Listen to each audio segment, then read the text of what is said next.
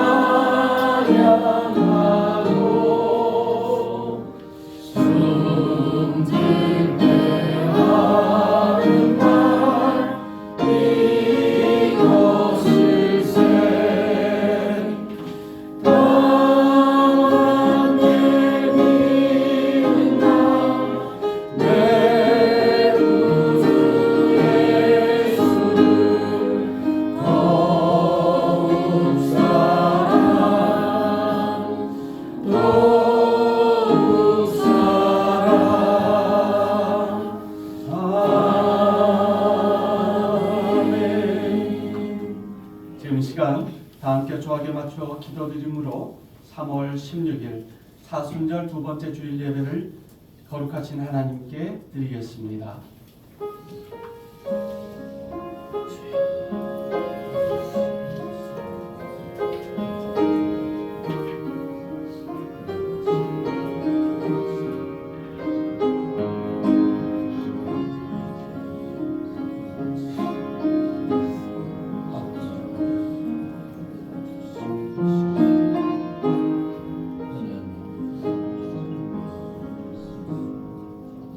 이스라엘아 들으라.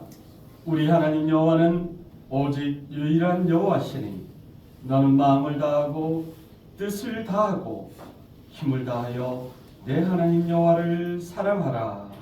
아멘. 나의 반석이시여 산성이 되시는 하나님 아버지, 지난 한 주간도 주님께서 드리워주신 날개 아래 안전하게 살다가 거룩한 주일을 맞이하여 예배의 자리로 나왔습니다. 하나님만 바라보며 마음과 뜻과 정성을 다하여 예배하기를 원합니다. 정결한 마음으로 기도하며 중심을 다하여 찬양하며 온 마음을 열어 진리의 말씀을 듣기 원합니다. 삼위일체 거룩하신 하나님께서 친히 이곳에 임재하셔서 저희가 드리는 이 예배를 기쁘게 받아 주옵소서. 모든 영광을 하나님께 올려드리며 우리 죄를 사하시려고 고난의 길을 걸어가신 구주 예수 그리스도의 이름으로 기원하옵나이다. 다 함께 찬송 38장으로 하나님을 높여드립니다.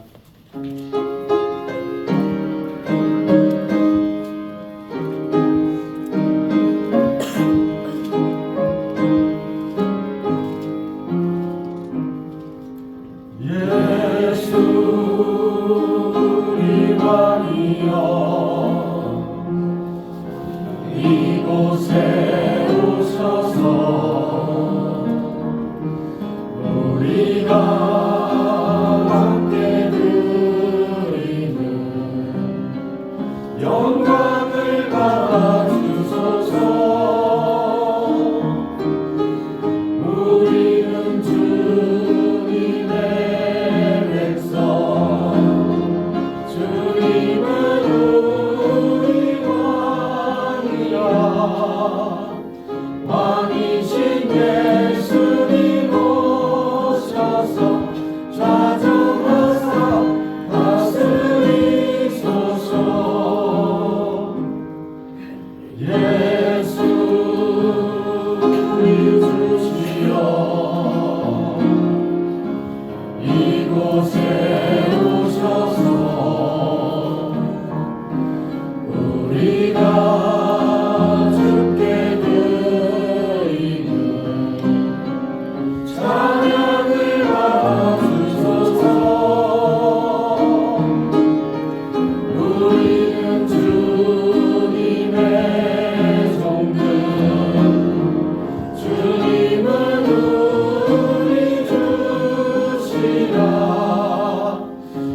대신 예수님 오셔서 이 찬양을 받아주소서.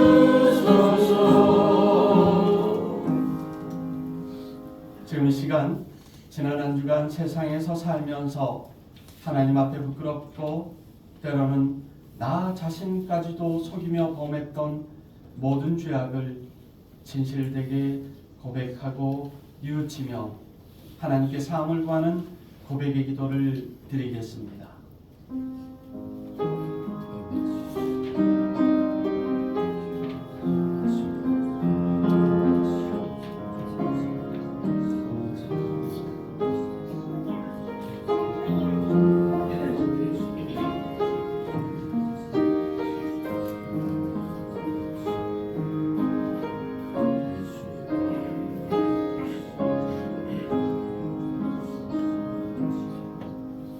천지를 창조하시고 만물을 다스리시는 하나님 아버지, 예수님께서는 7번씩 70번이라도 용서하라 하셨건만 저희는 이렇게 용서하지 못하고 괴로움에 잠겨 있습니다. 물질의 손해를 입은 것만 생각해도 너무 괴로운데 험악한 말로 가슴에 깊은 상처를 받은 것까지 생각할 때 어찌 그 사람을 용서할 수 있나이까? 예수님의 말씀에 순종하여 원수까지도 용서해 주는 것이 성도의 본분이라는 것을 알고는 있으나 그 실천이 왜 이리도 어려운지요. 예배하며 기도할 때에는 용서할 수 있을 것도 같은데 정작 얼굴을 마주하면 미움과 원망이 솟아나 가슴이 타들어갑니다.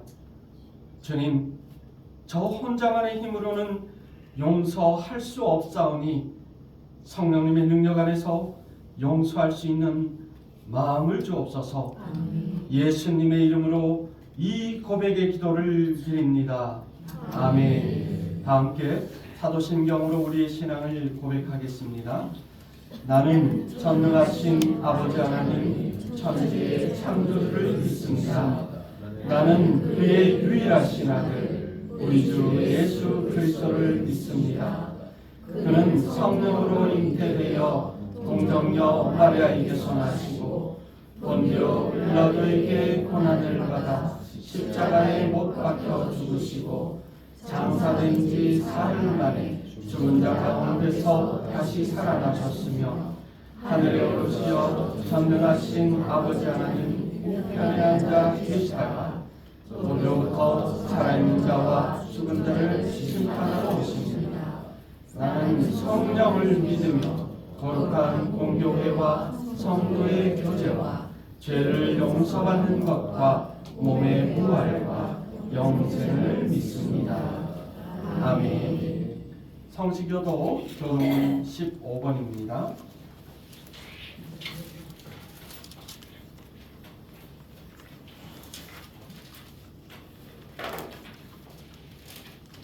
교동문 15번 시편 27편입니다. 글씨가 작으신 분은 앞에 있는 화면을 보시면 되겠습니다. 여호와는 나의 빛이요 나의 구원이시니 내가 누구를 두려워하리요. 여호와는 내 생명의 능력이시니 내가 누구를 무서워하리요. 악인들이 내 살을 먹으려고 내게로 왔으나 나의 대적들 나의 원수들인 그들은 실족하여 넘어졌도다.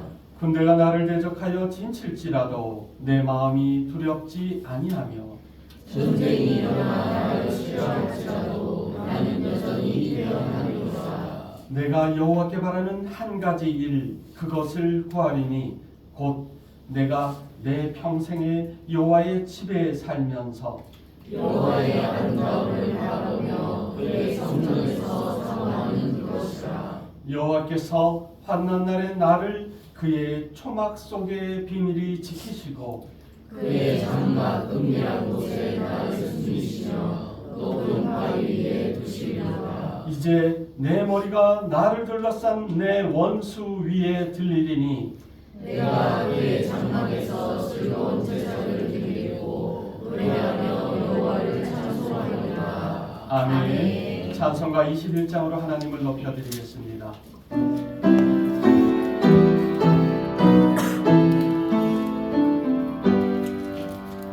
다 찬양하여라 전능한 창조주 주께 내 영혼 주 찬양 영광과 구원의 주님 성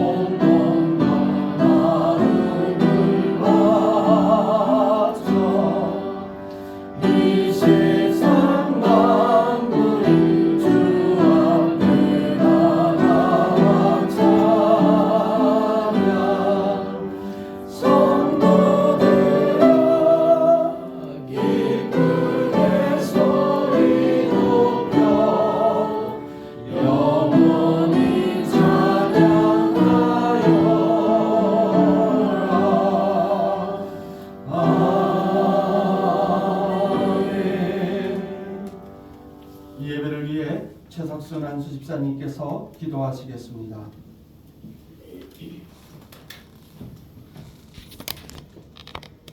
할렐루야. 사랑이 많으신 하나님 아버지 은혜를 감사드립니다. 오늘 이 시간 주님 전에 나와서 한마음 한뜻으로 예배드리길 원합니다. 하나님 아버지, 하나님께서는 우리를 이처럼 사랑하사 독생자 예수님이 십자가에 죽기까지 우리를 사랑하셨건만 우리는 교만하여 아버지를 모른다 부인하는 삶을 살았음을 고백합니다. 사순절을 보내면서 우리의 신앙과 믿음을 되돌아보고 부끄럽지 않은 삶을 살아갈 수 있도록 도와주시옵소서. 우리 교회를 위하여 기도합니다. 주님의 뜻과 계획대로 성장하게 하시고 모든 성도들이 믿음 안에서 서로 사랑하며 섬기는 저희들 되게 하여 주시옵소서. 세우신 목사님께 말씀의 은혜와 성령의 충만함을 더하여 주시고 우리 성도들을 이끌어가기에 부족함이 없도록 붙들어 주시옵소서. 목사님께서 기도하시며 행하실 모든 일들이 하나님 아버지 뜻 가운데 이루어지게 하여 주시옵소서. 병원에서 재활 중에 있는 전정열 권사님께 회복의 은혜를 주시고 공부하는 자녀들에게 지혜와 명철을 허락하셔서 새로운 학교 생활 잘 적응할 수 있도록 축복하여 주시옵소서. 주방에서 안내와 반주로 봉사하는 손길 위에 하나님의 은혜와 축복을 부어주시고 오늘 드리는 예배가 하나님 아버지만 홀로 영광 받아 주시옵소서. 거룩하신 예수님의 이름으로 기도드리옵나이다.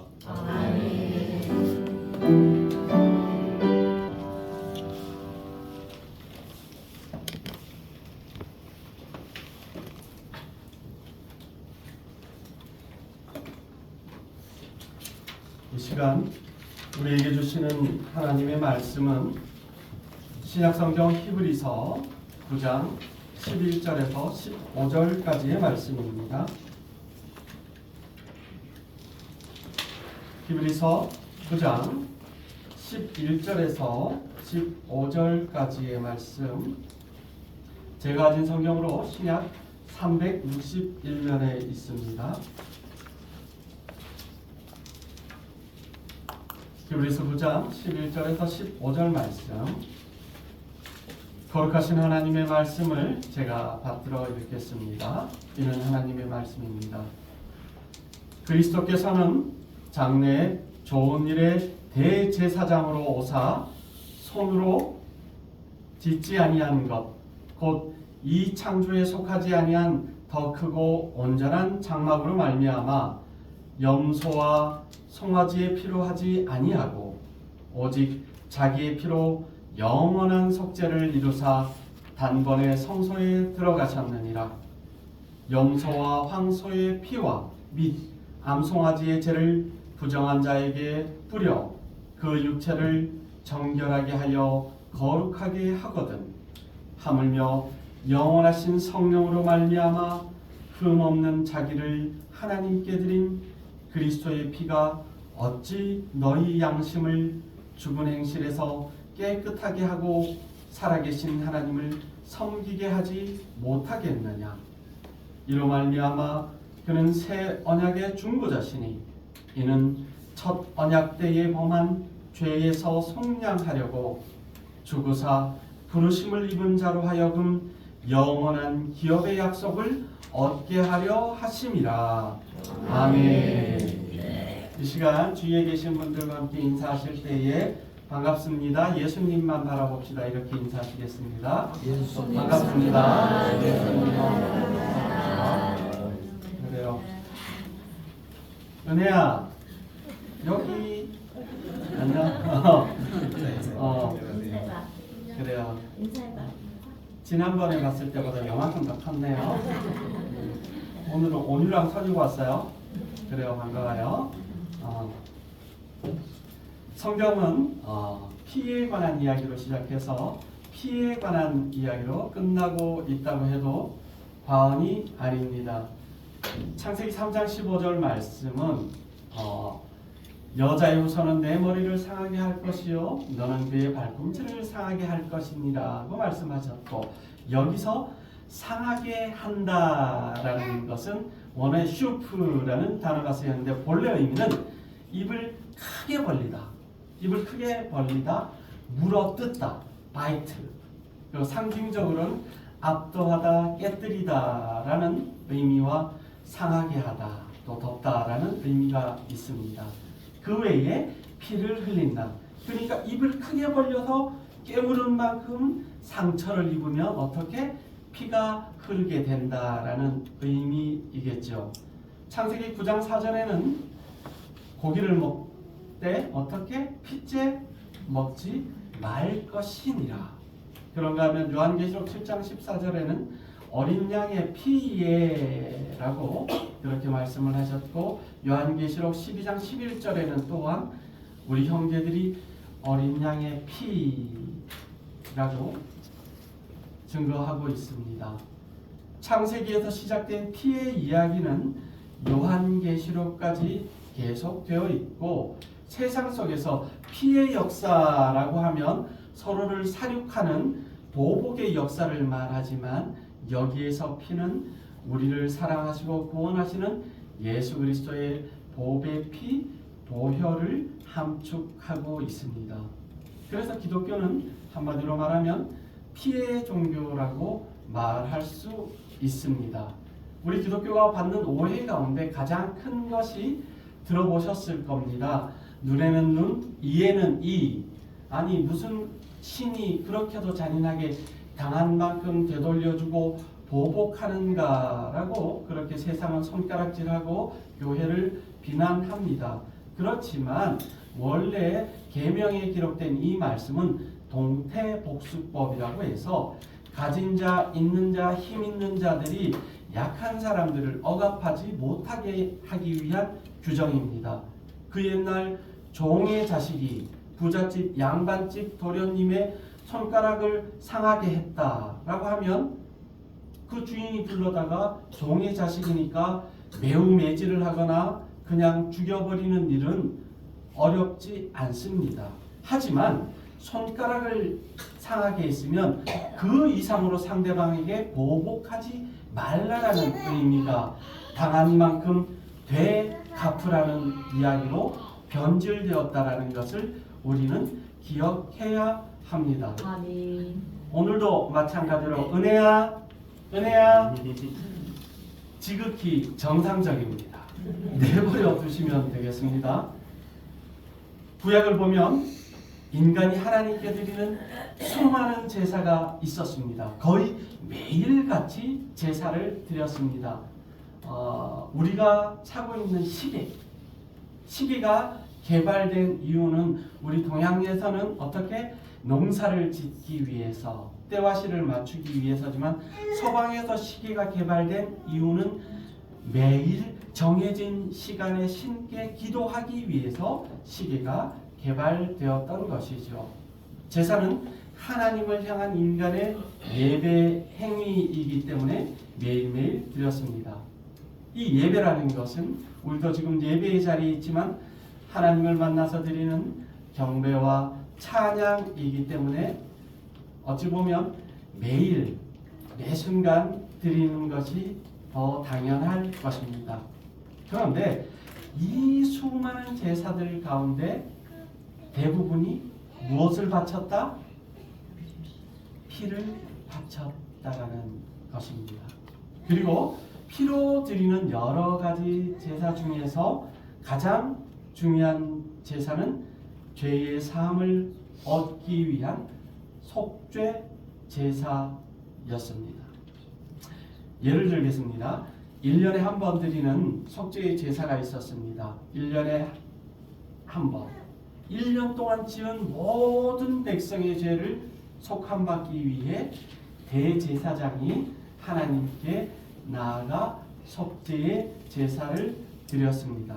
중요한 것은 앞서 말씀드린 대로 그때 반드시 짐승을 잡고 그 피를 가지고 들어가서 하나님께 바쳤다라는 것입니다. 레위기 17장 11절을 보면 함께 읽어보실까요? 앞에 있습니다. 시작. 육체의 생명은 피에 있습니다. 내가 이 피를 너희에게 주어 제단에 뿌려 너희의 생명을 위하여 속죄하게 하려나니 생명이 피에 있으므로 피가 죄를 속하니라. 아멘. 피는 생명이기 때문에 이 피를 바쳐야 생명을 살릴 수 있는 것입니다. 아멘. 그래서 반드시 속죄의 제사는 피를 바쳐야 했던 것입니다. 여기서 주목할 것은 구약시대의 죄의 사함을 받기 위해 바쳤던 그 모든 피들은 우리 구주 예수님의 희생을 상징하기 위한 것이라고 생각해도 틀림이 없다라는 것입니다. 아멘. 그 모든 피의 제사를 우리 주님 십자가에 달려 피 흘리심으로 단번에 속하셨다라는 것을 성경은 증언합니다. 스가랴 13장 1절에 보면 그날에 죄와 더러움을 씻는 셈이 다윗의 족속과 예루살렘 주민을 위하여 열리리라. 바로 우리 예수님을 말씀하시는 겁니다. 아멘. 이 스가랴서는 주전 500년경에 기록된 책입니다. 그러니까 예수님이 오시기 500년 전에 스가랴 선지자는 이스라엘 백성의 죄를 씻기 위하여 예수 그리스도가 오실 것이며 그가 십자가에서 흘린 피로써 온갖 죄와 더러운 것을 씻어 주실 것이라 예언했습니다. 그런데 히브리서 9장 12절 말씀입니다. 우리 함께 읽어보실까요? 시작. 용서와 송아지의 피로 하지 아니하고 오직 자기의 피로 영원한 속죄를 위사 단번에 성소에 들어가셨느니라. 아멘. 앞서 말씀드린 대로 구약의 모든 희생과 피를 단번에 예수님 자신의 피로 영원한 속죄를 이루셨다라고 증거하고 있습니다. 아멘. 성경은 우리가 이 예수님의 피를 믿음으로 죄 사함을 받고 구원받는다는 것을 강조합니다. 헌금을 수십 수백억을 해야 구원받는다 라든지 교회에서 1년에 최소한 4달 이상 주방봉사를 해야 구원받는다든지 새벽기도 한 번도 죽을 때까지 빠지면 안 된다든지가 아니라 우리 예수님의 피, 예수님이 나를 위해 피를 흘리셨음을 고백하는 것, 그 믿음이 있어야 구원받는다라는 것입니다. 베드로전서 1장 18절 19절은 말합니다. 너희가 알거니와 너희 조상이 물려준 헛된 행실에서 대속함을 받은 것은 은이나 금같이 없어질 것으로 된 것이 아니요 오직 흠없고 점없는 어린 양 같은 그리스도의 보배로운 피로 된 것이니라 라고 말씀하고 있는 것입니다. 아멘. 이 말씀을 믿고 의지하고 살아갈 때 우리가 구원을 받을 수 있는 것입니다. 요한일서 1장 7절 그가 빛 가운데 계신 것 같이 우리도 빛 가운데 행하면 우리가 서로 사귐이 있고 그 아들 예수의 피가 우리를 모든 죄에서 깨끗하게 하실 것이요 라고 말씀하고 있습니다. 아멘. 여러분이 잘 아시는 출애굽기를 보면 모세가 이스라엘 백성을 애굽에서부터 이끌어낸 기사가 기록되어 있습니다. 이 애굽, 이집트는 아프리카에 속해 있습니다. 아시아가 아닌 아프리카에 속해 있고 아시아 대륙을 가까이 접경하고 있는데 이 나라가 작은 나라가 아닙니다. 우리나라보다 약 4.6배의 큰 면적을 가진 나라입니다. 애굽을 가로지르고 있는 이 나일강 들어보셨는데 나일강이 6,670km를 흐른 다음에 또 이 중에서 1,500km가 애굽을 통과하고 있습니다. 서울에서 부산까지를 달려도 1000km는 무슨 500km 될까요? 남북을 다 합치는 것보다 긴 강이 애굽을 통과하고 있습니다. 사실 이 나일강은 킬리만자로에서부터 흘러내려오는 물이 케냐, 수단, 탄자니아 등의 여러 나라를 거쳐서 애굽을 흐른 다음에 지중해로 흘러 들어가는 아프리카 대륙의 이집트의 적줄과 같습니다. 모세 당시에 애굽의 수도는 룩소르였습니다. 이 룩소르는 땅이 기름지고 나무가 우거진 아주 살기 좋은 곳입니다.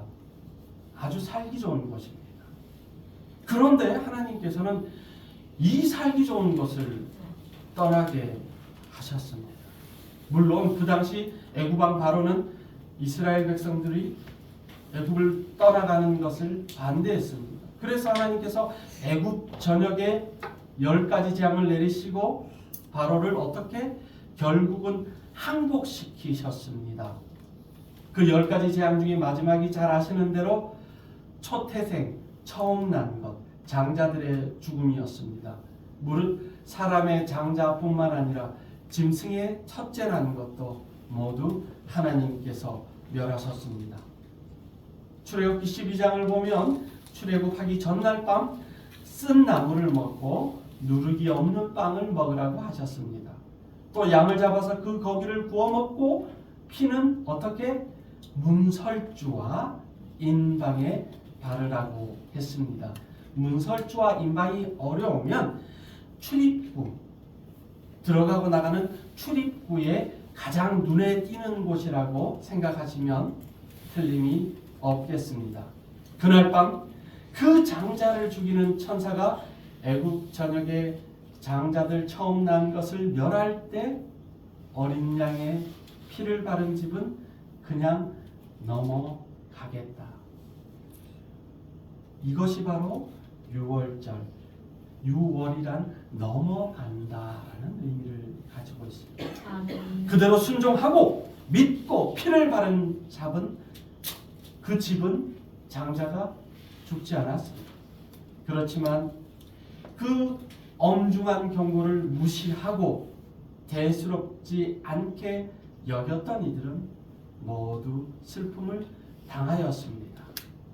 하나님이 어떻게 이렇게 매정하실 수 있나 라고 생각하겠지만 성경을 가만히 들여다보면 양을 잡아서 그 양이 많거나 이웃의 형편이 좋지 못한 이들, 그들을 초대해서 함께 그 자리에 있기만 해도 구원을 해 주셨다는 것입니다. 아멘. 이것이 바로 은혜인 것이에요. 아멘. 그래서 우리가 전도하고 이웃을 우리가 함께 끊어 안아야 하는 이유가 바로 여기에 있다라는 것입니다. 아멘. 출애굽기 12장 13절을 우리가 함께 보면 읽어보실까요? 시작. 내가 애굽 땅을 칠 때에 그 피가 너희가 사는 집에 있어서 너희를 위하여 표절이 될지라. 내가 피를 볼 때에 너희를 넘어가리니 재앙이 너희에게 내려 멸하지 아니하리라.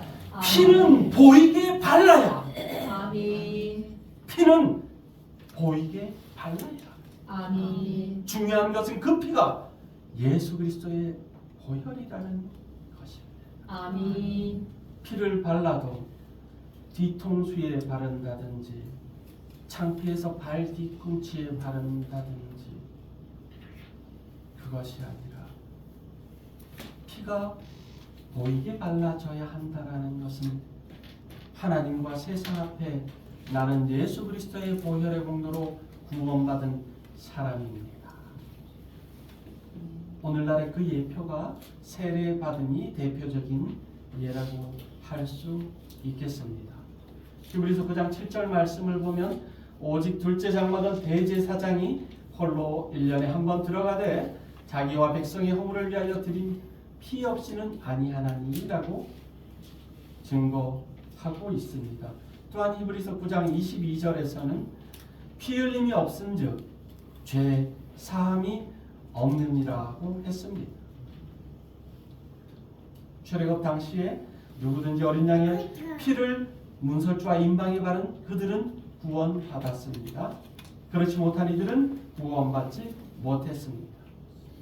오늘날의 말로 누구든지 예수님의 십자가의 피를 믿는 사람은 구원받습니다. 아멘. 제가 이 자리에서 짐승을 잡아서 여러분의 이마에 피를 바라거나 여러분의 가정을 신방하면서 피를 발라야 그 집이 구원받는 것이 아니라 하나님의 전인 우리가 믿음으로 피를 발라야 구원받습니다. 아멘. 히브리서 10장 4절 말씀, 황소와 염소의 피가 능히 죄를 없이 하지 못함이라는 것입니다.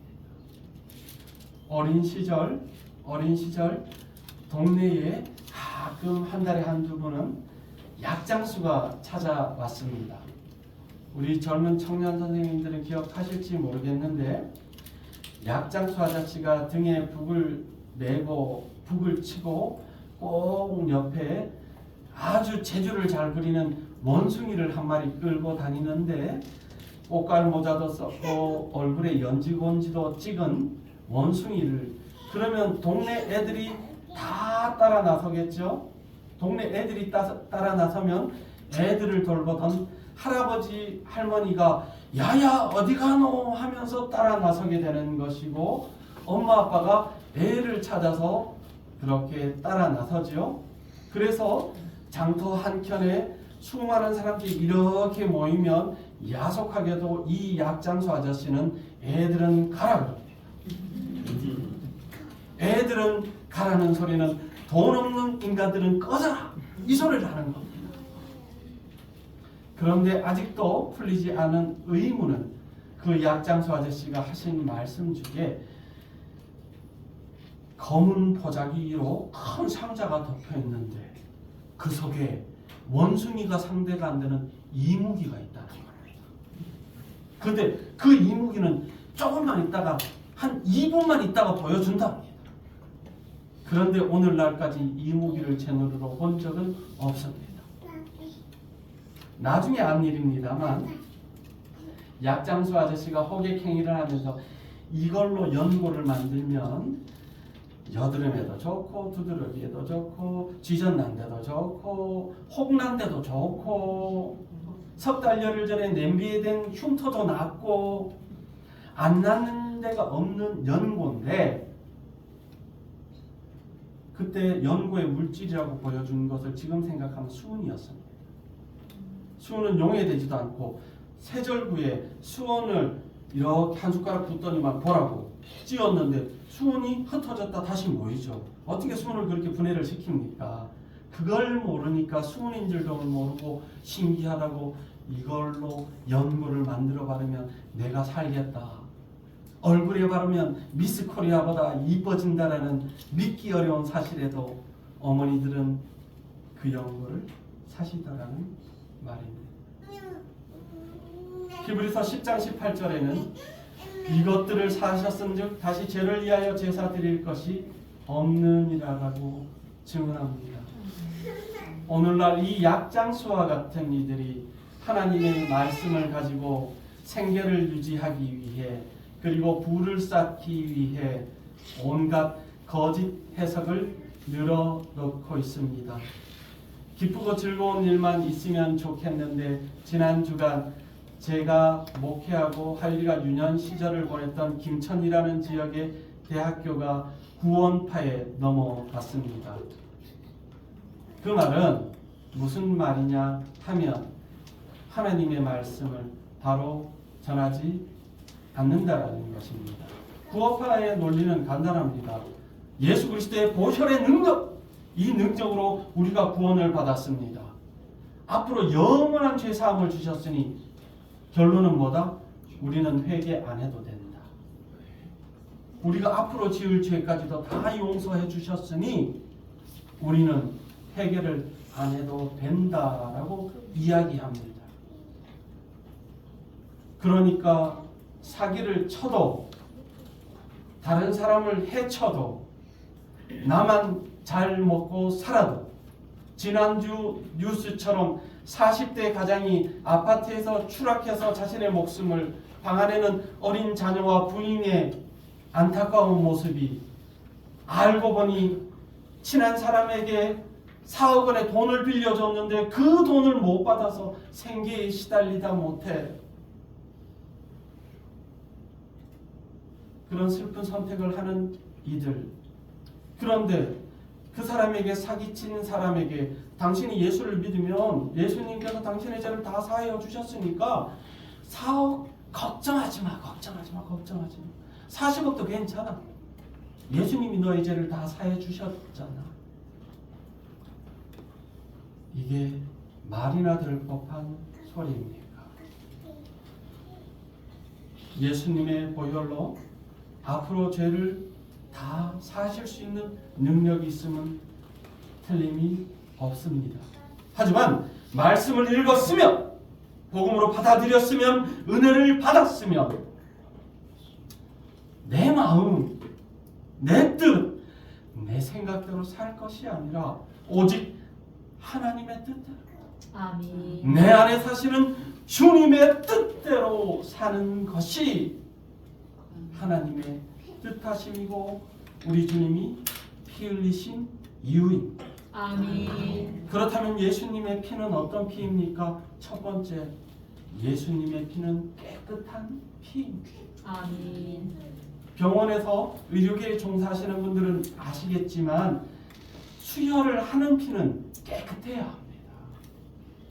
혈중에 당뇨나 불순한 질병이 있으면 결코 수혈을 할 수가 없습니다. 그 피 다 폐기해야 합니다. 죄가 있는 피, 그리고 악에 물든 그런 피는 결코 속죄의 피가 될 수 없습니다. 아멘. 그래서 구약시대 제물로 사용되는 어린 양은 흠 없는 것. 그러니까 하나님의 바칠 제물은 멀리서 끌고 오다 보니까, 그리고 당시에는 그 동물들을 위한 질병을 치료하는 치료제가 많지 않았으니까 흠이 없고 상한 녀석들은 따로 골라서 귀하게 제물로 드렸고, 이것도 또 신약에 와서 우리 주님께서 장사치들의 성전에 상을 엎으신 이유가, 성전 앞에 장사한다는 것들이 저기 포항에서 서울까지 그 양을 끌고 이고 지고 하나님께 바칠 제물인데 험한 길을 걷게 있겠습니까? 우리말로 신주 따든지 모시든지 그 가축을 안고 싸고 해서 하나님께 가지고 가면 그 양들이 양의 문으로 들어갑니다. 제물로 바칠 양들이 출입하는 문이 양의 문입니다. 양의 문으로 들어온 양을 딱 보더니만 에헤이, 얘 비리비리 골아서 이거 조류독감 걸렸네. 그런데 고생했으니까 여기 내 양하고 바꿔줄게. 내 양하고 바꿔줄 테니까 양값에 반만 내.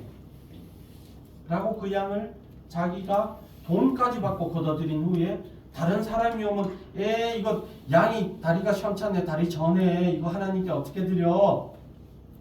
마침 다리가 튼튼한 내 양이 있으니까 잘생겼으니까 3분의 1만 내.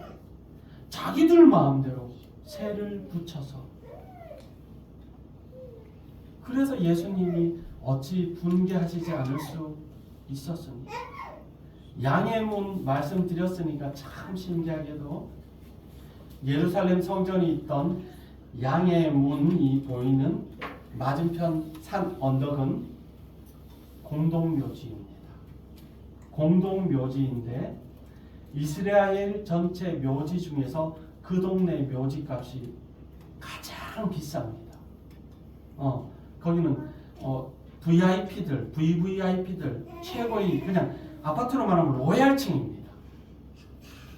산 언덕 위에 묘지가 있는데 그 묘지가 이스라엘에서 제일 비싸다. 왜? 예수 그리스도를 믿지 않는 이스라엘 사람들도 나중에 부활하면 예수님께서 그 양의 문으로 오신다는 썰이 있어서 자기가 선착순으로 먼저 부활하고 싶어서 그 동네에 묘를 써달라고 유언을 합니다. 전능하신 하나님, 온 인류의 죄를 사하시는 하나님이 선착순 하나 둘 셋 번호를 세우시겠습니까? 번호를 세우실 만큼 우리 하나님의 능력이 고작 그거밖에 안 됩니까? 그래서 신천지 같으면 처음에 선착순 14만 4천 하다가 교인수가 14만 4천 넘으니까 이제 상비군 14만 4천을 모으고 있습니다. 그러니까 14만 4천 중에 자기들 말 안 듣고 신앙생활이 시원찮으면 그대로 승강제에서 K리그에서 1에서 2로 떨어지듯이 성적이 낮으면 내려가고 예비 상비군에서 올라와서 구원받는다고 열심히 영업하고 있습니다. 지난주 목요일 우리 시찰에 목사님 부부 우리 수련회 겸 친목회를 가지러 떠났는데 마침 원로 목사님 사모님과 하이리 엄마가 같이 강변에 앉아 있는데 양복 입은 젊은이와 약간 수줍은 듯 젊은 분이 가방을 들고 와서 다가와서 이야기를 합니다. 이쪽은 전부 다 목사님들이고 통화가 대화가 목사님 무슨 교회 얘기니까 그쪽은 안 하고 그 양반이 아까 운동하는 아저씨한테 있다가 어느샌가 벤치에 앉아 쉬고 있는 사모님들한테 가서 썰을 푸는데 하나님의 교회입니다. 하나님의 교회. 안상홍 들어보셨죠? 저쪽에도 공단에 보니까 하나님의 교회 정말 크게 지었던데 그네들은 글로벌하기 때문에 외국인 근로자들까지 공단이 지어지면 자기들이 포섭하려고 거기다 지었을 거라고 제가 연구한 바로 이단 사역을 연구한 바로는 짐작이 됩니다. 하나님의 교회는 지금 하나님 아버지가 안 계시고 하나님 어머니만 계십니다. 왜? 하나님 아버지는 돌아가셨습니다. 그런 분들 참 어리석습니다. 그 논리대로는 일전에도 말씀드리지만 하나님 사돈의 8천에 하나님의 이종 사촌 고모 아들은 있겠습니까? 없겠습니까?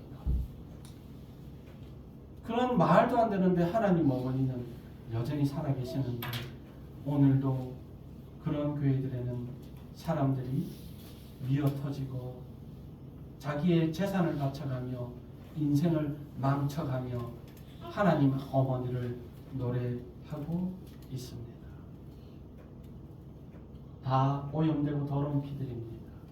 우리 예수님의 피만이 깨끗한 피입니다. 아멘. 마태복음 27장 4절 함께 읽어보시겠습니다. 시작. 이르되 내가 무죄한 이를 알고 죄를 범하였다 하니 그들이 이르되 그것이 우리에게 무슨 상관이냐 내가 알아 하거늘. 가룟 유다가 예수님을 팔고 자신이 죄라는 것을 깨닫고 후회하는 장면입니다. 내가 무죄한 죄를 팔았다. 그래서 범죄했다. 아무리 후회해도 소용이 없습니다. 하나님이 아닌 것들 이단 사이비들에 빠져서 갔다가 돌아와서 후회할 때는 늦는 것입니다. 두 번째, 예수님의 피는 어떤 피입니까? 더러움을 씻어 주시는 피라는 것. 아멘. 예수님의 피만이 씻어 줄 수 있습니다. 우리가 잘 아시는 찬송가 252장 승혜 선생님 반주 찬송가 252장 1절만 부르겠습니다. 우리 함께 힘차게 252장 가사는 앞에 있습니다. 박수 치며 우리 찬송 한번 할까요?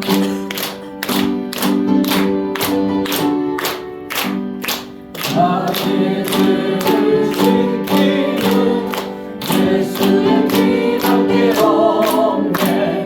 다시 정죄하니고 예수의 피밖에 없네. 예수의 흘린 피 날 위해 하오니 피가 우리하나 예수의 피밖에 없네. 계속 보시면 예수님의 피, 예수님의 피, 예수님의 피, 예수님의 피밖에 없다. 예수님의 피밖에 없다. 평안함도 소망도 예수님의 피밖에 없다. 이 로버트 로우리 목사님이 지으신 이 찬송의 가사는 원래는 예수의 피 그리고 나의 죄라는 용어는 나의 얼룩이나 스테인이라는 용어가 쓰여 있었습니다. 그러니까 죄라고 하면 속에 있으니까 깨닫지 못하고 인식하지 못하고 스스로 뻔뻔해서 나는 죄 없어. 교회를 다녀도 늘 말씀드리지만 슬픔은 슬픈 대로 기쁨은 기쁜 대로 우리가 그대로의 성도의 사귐이 있고 아픔은 나눌수록 반이 되고 기쁨은 나눌수록 배가 되는 것처럼 하나님 앞에 진실된 교제가 있어야 되는데 거룩하고 입만 거룩해서 우리 서장로님께 신뢰가 아닌지는 모르겠습니다만 우리가 다 함께 장로님이든 안수 집사님이든 권사님이든 집사님이든 성도든 어린아이든 회중에 같이 기도를 하는 이유가 입만 거룩해서는 하나님을 기쁘시게 할 수 없기 때문입니다. 오늘도 최 집사님 마찬가지지만 제가 여러분들의 기도를 들으면 일주일을 살아갈 힘이 납니다. 일주일을 충분히 이기고 견디고 여러분을 섬길 힘을 여러분의 기도를 통해서 저도 얻을 수 있기 때문입니다. 우리의 얼룩을 씻어주시는 분 예레미야 2장 22절 말씀입니다. 함께 읽어보겠습니다. 시작. 주 여호와의 말씀이라 내가 제물로 씻으며 내가 많은 비누를 쓸지라도 내 죄악이 내 앞에 그대로 있으리니. 아미 세제가 진짜 좋습니다. 저는 영업사원은 아닙니다. 어차피 유익 창출의 목적이 아니기 때문에 수익을 거두려 하는 목적이 아니기 때문에 말씀드리는데 특히 가루로 된 세제가 참 좋습니다. 빨래가 이만큼 있어도 숟가락 두 숟가락 안 넣고 표백제는 그 4분의 1만 넣어도 찬물에도 잘 풀어지고 깨끗해집니다. 특히 그 아메이 세제 중에 얼룩 지우는 스프레이가 있습니다. 뿌려놓고 5분 있다가 이제 세탁을 하면 빨래가 정말 잘 됩니다. 어떻게 하느냐? 저는 저희 집 세탁당번이기 때문입니다. 하율이 태어나서 고생했다고 아내랑 아이 옷을 손빨래로 삶아서 3년 동안은 했습니다. 그 뒤부터는 큰 세탁기에 같이 넣어 돌리는데 왜? 제 가족한테 그 정도도 못하면서 집사님 사랑합니다. 우리 청년들 축복합니다. 이 말이 진실이겠습니까? 집에 가서는 폭군처럼 늘 저녁에 서서 밥 차려와! 이것들이 말이야. 가장이 왔는데 목사님이 왔는데 말이야. 이러면 함께 예배 드리고 싶겠습니까? 우리도 마찬가지입니다. 사랑하는 가족들에게 이웃들에게 나의 직장 동료들에게 좋은 사람, 따뜻한 사람, 예수님의 피로 씻어주신 깨끗한 사람이 되어야 합니다. 아멘. 마지막 세 번째, 예수님의 피는 생명을 주시는 피입니다. 생명을 주시는 피. 이 피가 참 가치가 있습니다. 아멘. 어르신들 또 남자분들 오래 살아보겠다고 쓸데없는데 힘 좀 써보겠다고 노루피, 웅담에 살아있는 생물 쪽쪽 빨아먹어봐야 그거 크게 영양가도 없고 잘해봐야 배탈 안 나고 평균적으로 병 걸립니다. 동물들은 항생제를 복용할 일이 없기 때문에 산이고 들이고 진드기고 엄마가 길고양이를 만지지 말라고 하는 이유가 병균이 있기 때문에 혹시 병 걸릴까봐 염려스러워서 그런 겁니다. 하나님께서 우리를 예수님의 피로 깨끗이 씻어주셨는데 그 피에는 생명이 있었다는 겁니다. 아멘. 우리 예수님의 보배 피만이 우리에게 영원한 생명, 죄사함을 줄 수 있습니다. 아멘. 예수님을 믿으면 구원받고 믿지 않으면 구원받지 못합니다. 결론을 말씀드릴게요. 우리는 예수님의 피로 구원받은 사람들입니다. 아멘. 피는 생명입니다. 아멘. 사순절 기간 우리를 위해 피를 다 흘리신 예수님. 그렇다면 우리는 무엇을 해야 하겠습니까? 그렇다면 우리는 어떻게 살아야 하겠습니까? 아프리카에서 선교하시던 리빙스턴이 열병으로 사경을 헤매고 있었습니다. 그때 가장 친한 친구 스탠리가 찾아와서 그 리빙스턴에게 아프리카를 떠나라고, 제발 떠나야 살 수 있으니까 떠나라고 권고했지요. 그때 리빙스턴이 말합니다. 아닐세, 나는 내 일을 끝마쳐야 하네라고 그렇게 거절했습니다. 스탠리가 떠난 후에 리빙스턴은 일기장에 이렇게 기록했다고 합니다. 나의 주님, 나의 생명, 나의 모든 것 되시는 예수여, 나는 다시 한번 당신께 나의 모든 것을 바칩니다. 사순절의 두 번째 주일입니다. 나의 모든 것, 나의 지식, 나의 삶, 나의 물질, 경험, 소유, 무엇보다 나의 중심을 예수님께 드리는 사랑받는 주님의 백성들 되시기를 축복합니다. 아멘. 사랑과 은혜가 끝이 없으신 아버지 하나님 감사합니다. 이 자리에 주님의 피로 구원받은 자들이 모였습니다. 오직 그 예수 그리스도의 보혈만이 우리를 구원해 주심을 믿습니다. 생명의 주님만을 자랑합니다. 씻어주신 깨끗함을 지키는 동해석동교회 모든 성도들 되게 하여 주옵소서. 구주 예수님의 이름으로 기도드립니다. 아멘. 찬송 250장 부르시며 봉헌하시겠습니다.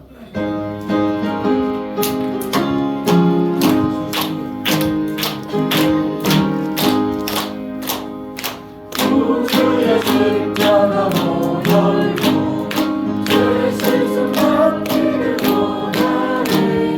내게를 씻으신 주님 찬송합시다.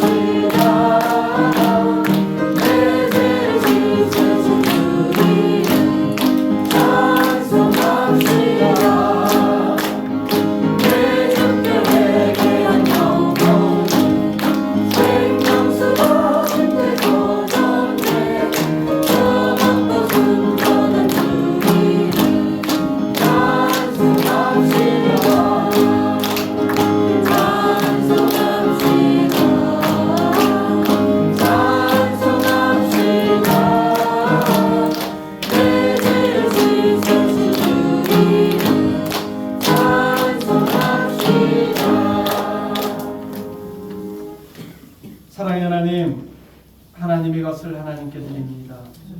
사순절 두 번째 주일도 어김없이 하나님의 것을 드립니다. 때로는 이 세상 사는 동안 이러저러한 일로, 어려운 일로 하나님께 물질 드리지 못할 때도 있고, 또 준비해놓고 깜빡하고 두고 올 수도 있고 정말 형편이 안 되어 드리기 어려운 때도 있습니다. 아버지 하나님, 그러한 세상의 형편들로 개의치 말게 하시고 무엇보다 하나님께 저희들의 온 몸과 마음과 뜻과 정성을 드리게 하여 주옵소서. 거룩한 산장을 이으신 예수님을 따라 나를 드리고 난 후에 하나님의 사랑이 기억나갈랑 하나님께 예물 드리는 것도 잊지 않게 하여 주시고 절대로 하나님께 예물 드림으로 삶의 형편이 더 어려워지는 일이 없도록 하나님 세상 사는 물질의 복도 허락하여 주옵소서. 아멘. 모든 것을 감사드리며 구주 예수님의 이름으로 기도드립니다. 아멘. 교회 소식 전해드리 축도로 예배 마칩니다.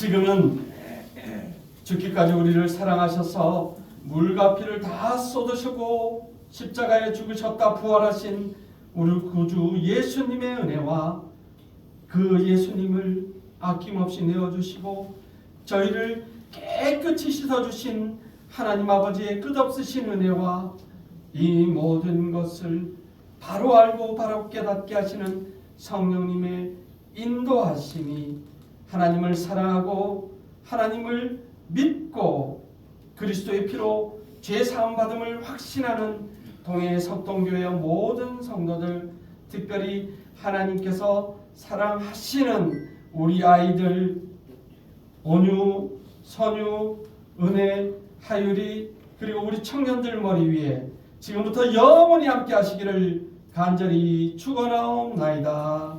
아멘.